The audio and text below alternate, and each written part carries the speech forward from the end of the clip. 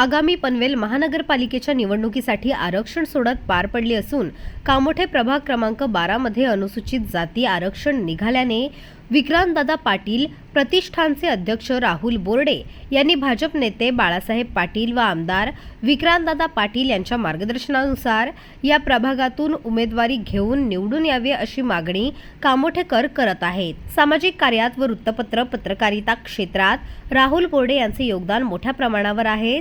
तसेच राहुल बोर्डे हे पनवेल तालुक्यात तसेच कामोठे येथील प्रभाग क्रमांक 12 येथे सुपरिचित असून त्या ठिकाणी नागरिकांना वर्षानुवर्षे भेडसावणाऱ्या समस्या राहुल बोर्डे यांना ज्ञात असून त्या सोडवण्यासाठी ते नेहमीच प्रयत्नशील राहिले आहेत।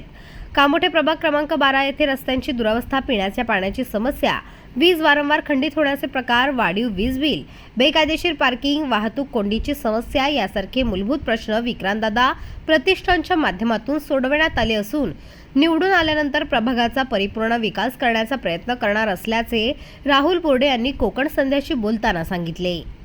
राहुल बोर्डे यांच्या कार्याचा समाजात ठसा निर्माण झाला असून तरुणांमध्ये राहुल बोर्डे यांची एक वेगळी छबी निर्माण झाली आहे। त्यामुळे याचा फायदा राहुल बोर्डे यांना नक्की होईल असा विश्वास मतदार व्यक्त करीत आहेत। प्रभाग क्रमांक 12 मध्ये आधीच बाशिंग बांधून बसलेले इच्छुक उमेदवार हे कधी शेकाप पक्षात तर कधी भाजपात अशा कोलांगट्या उड्या मारत असल्याने प्रभागातील नागरिकांचा देखील आता विश्वास राहिलेला नाही। त्यामुळे राहुल बोर्डे हे या संधीचा नक्कीच फायदा करून जनतेच्या कामासाठी नेहमी प्रयत्नशील राहतील असे त्यांनी यावेळी सांगितले आहे।